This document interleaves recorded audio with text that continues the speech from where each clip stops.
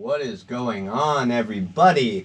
Welcome back to LA Lifestyle with your host, PBP, man. We are out here for another installment of LA Lifestyle, and let me tell you guys, we have a treat tonight.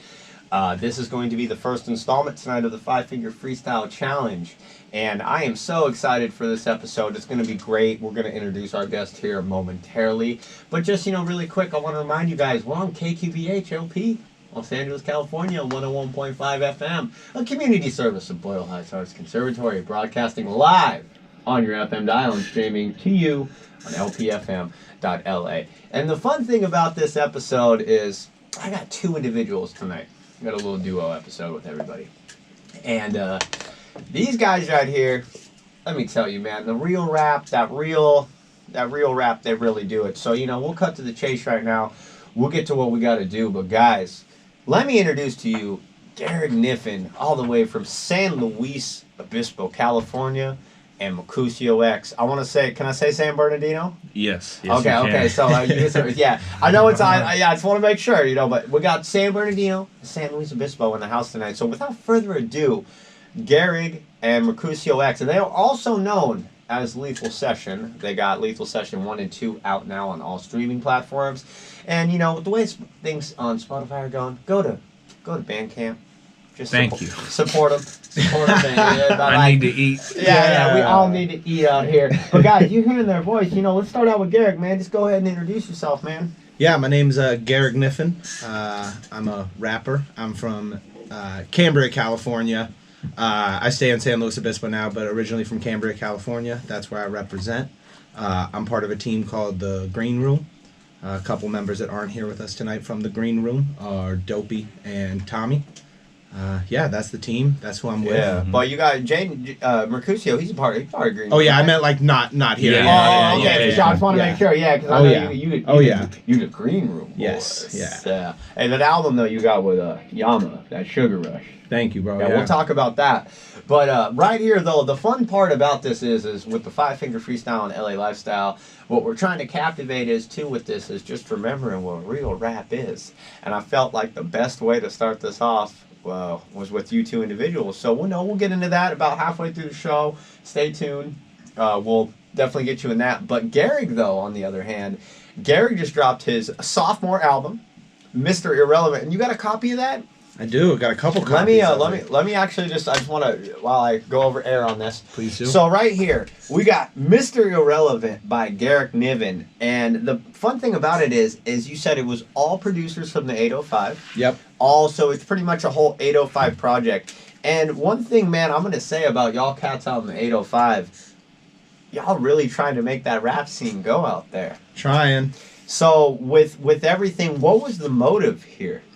Like with being Mr. Irrelevant and having a project fueled on only artists from the 805, only producers from the 805. Like, what was that decision for you to make this sophomore album to try to, put yourself where you are in this rap game? The first thing is I just love basketball. So I think doing a project that is like associated with something that I genuinely love made it easy to kind of make that creative leap with it.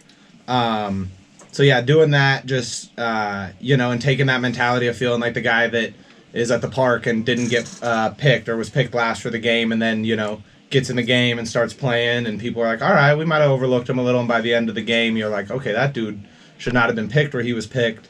So that was kind of the motivation for like the emotions behind it. And then getting all 805 producers is really easy when you know a bunch of dope 805 producers who will send you beats and just want to work with people, which we got a lot of up there, dudes that want to just work and make stuff. So Tommy and Steven are all over the project, and then I've got beats from shout out Vuvu. Yeah. Vuvu Lay. Yeah, Vuvu Lay. Yes. Hey, this is a Vuvu original. Yes. I like how y'all do that on Rundown right there at the end, though. Should, like, with the producer tag, that should just be his producer tag. He's got a few good ones. Original, no type beat. That's what I mean. Come on now. With Vuvu, though, I know you had shared what happened with his computer, but dude, I looked at his catalogs. It's insane. He's got like 20 albums. He has It's one crazy. of the most amazing catalogs out And of that's what's anyone, crazy. whether Anyone, not- famous yes, or yes. someone who lives in their He's got basement. like He has, 400 tracks. and Yes. they're bangers. Everyone, They're bangers. Everyone. So with that though, like with you guys out there, that's what the craziest thing. Because when you think California, right? Yeah. You got NorCal, you got SoCal, Central Cal. Like I who's feel the, like with Gehrig, he's representing Central Cal like a forgotten part of California because people never talk about the 805 or even like Oxnard and Ventura. Like Right. they don't talk about the center. But for me, what I'm trying to represent is the parts of SoCal people don't talk about. Everybody thinks that California is about living in LA. And the reality is that most people who live in SoCal live in a desert town, Right. are broke, or they look like Trevor from and we GTA. fear for our lives. But yeah, I grew up in all different places. I was born in Redlands. I'm from San Bernardino. I spent time in Colton. I lived in Diamond Bar. I've just lived all over, You're man. an IE cat. Yes, I am. Yes, I am. I'm very proud of it. And with the IE though, Mercutio, like, what do you think even too? Like, I see like with the Central Coast and like San Luis Obispo, like even the IE, like you guys are still trying to get your respect in this rap game. Like, I know you got Sugar Free, and Yeah. you got your your structured people that do their thing, but with the IE rap scene, how do you think it's going, and where do you think it's going to be in the next 5 years? You know, man, I feel like IE is really starting. We're really getting a lot of motion in. One of my favorite artists that I work with a lot, his name is Nishan. I've been on several of his beats. Like, Hey, shout out Nashawn, the he's a first ever great co-host. dude. Super He's a villains. really great dude. So I really enjoy him and everything that his team has been working on. I feel like in the next 5 years, we about to take over, honestly. I mean, I think even too, LA has shout out had its time to 60. reign, you know what I mean? But like the Inland Empire is producing some amazing MCs. And same thing with Gehrig and coming from Cambria, a small town. It's like on our track No Bout off of our new album, Lethal Session 2, that's what we're talking about. Like, I'm from those places that people forget about. Mm-hmm. You know, I'm from Cambria. I know all the people. Like, that's real. Yes. You know, we know the people who are regularly a part of our communities, you know, because they are so important to us. And we're just from smaller places than just LA. I feel like California has a lot of people who are repping, like, you know, maybe gang life or repping like, okay, I'm from this certain part of the streets. But for us, it's like we're normal human beings, you know, like we're just living our lives, you know, trying to get by like most people. I feel like that's what makes things relatable. I know with Gehrig's new album, I really enjoyed it because I felt like it was really cohesive. It didn't feel like a bunch of random tracks. It felt like, okay, he's actually telling a story here. And from videos, watching him being able to perform it in his hometown, I'm like, wow, like he really did capture not what it, maybe he didn't capture what it's like to grow up in Cambria for everyone, but he certainly captured what it's like to grow up in Cambria for him and for his people and his peer group who love sports, who love rap, who like to participate in traditionally black art forms, but are not trying to be someone else or trying to present themselves like I someone like else. how nice you were with that.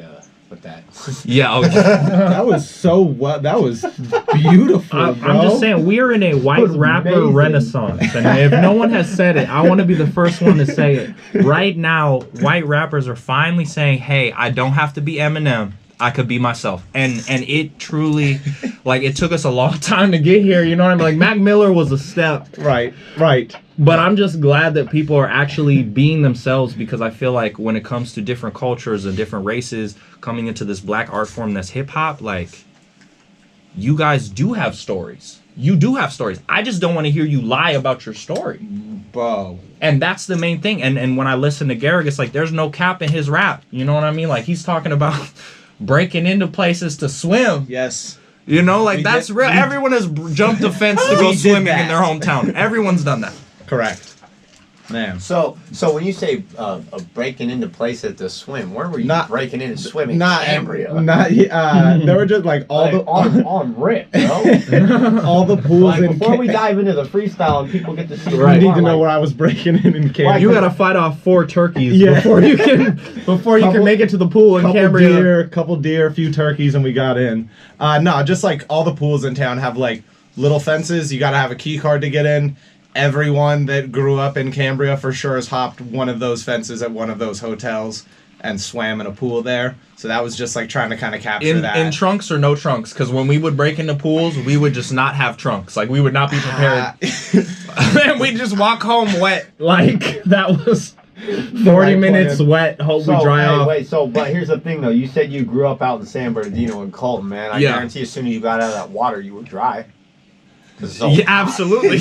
Walking home wet. What are you absolutely. About? In Cambria, when I went there, I was like, "This is serial killer city. Like this, where am I?" You know, like Cambria is very cold. It's very beautiful. It's wooded, but it's got a lot of nature. But no, you're exactly right. When I'm out in San Bernardino, Colton, bro, it's hot. The moment you no, it's like this. Get out the shower dry. Only reason I say that is because every time I go to Palm Springs. When I get out of the pool, I don't even make it to my lounge chair. No, I don't need it. My ice is melted in my cocktail. Right. And I'm already dry. I don't need the pool towel.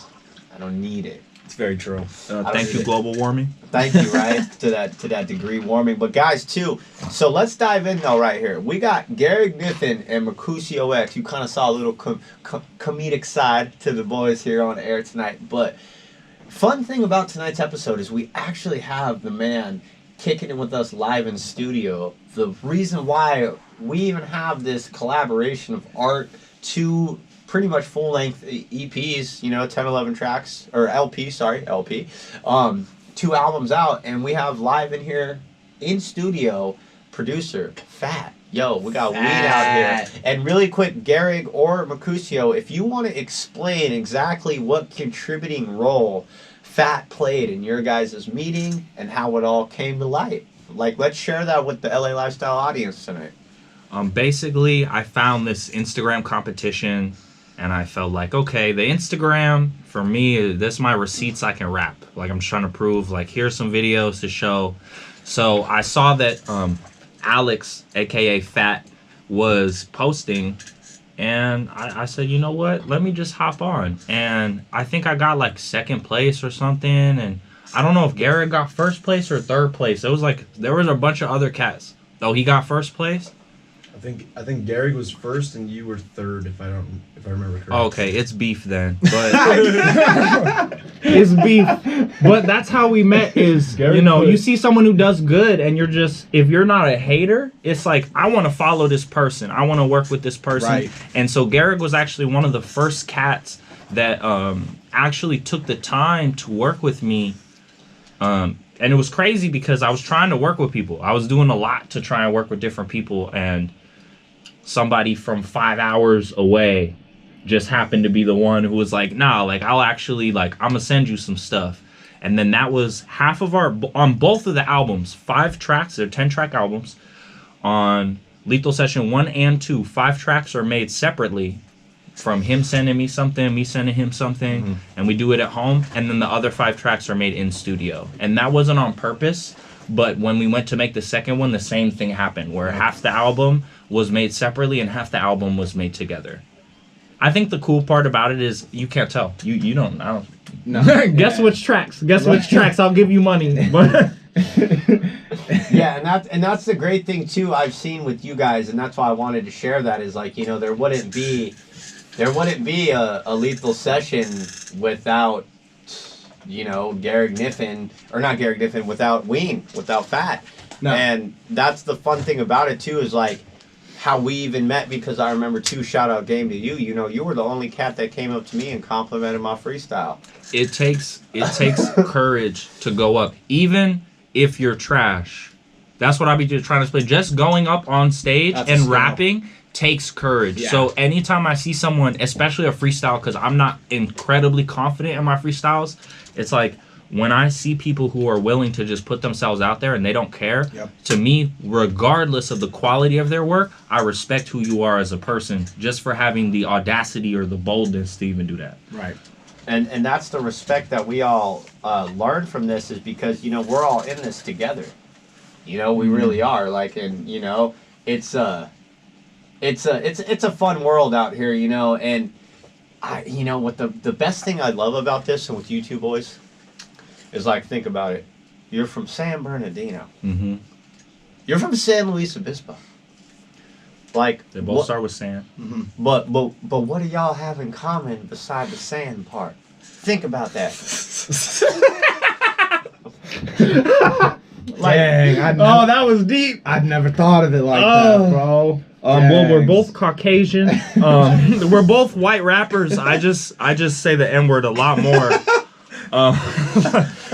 No, I'm mixed race, by the way. I know this is radio. Yeah, If you gotta look make at our sure. album cover, you won't cancel us. I promise. Listen to the album, you'll understand. But Just listen to the album and you understand. But guys, you know, we're out here, and the best thing too about these guys is like, you know, what was it? You had a bar. I think it was about like in a race, but it was about like zebras or something. Like y'all two, it was like black and white on a zebra or something. Y'all the best thing since black and white on a zebra. Dang, I don't know. You definitely I don't could think have that's said that. us, but that's a bar, That's a right? bar. Like, I wish we I'm wrote gonna that. take it. Yeah. No, but we were at the original Lethal Session. Oh, Merc's thing is what is it? You haven't seen this type of interracial solidarity since Lethal Weapon. Yeah. That's the joke on Lethal Session. Yeah. That's how we came up with it. Literally, he was like, "What should we call this song?" And I'm like, "Lethal Session." Like, I'm just thinking of puns in my head, and then that ended up becoming the you're name. a pop culture cat, because you know one thing I can respect about you Mhm. is when I try to write a rap, you told me, you're like, if you don't have those good pop culture references. He's so good at that, dude. But he has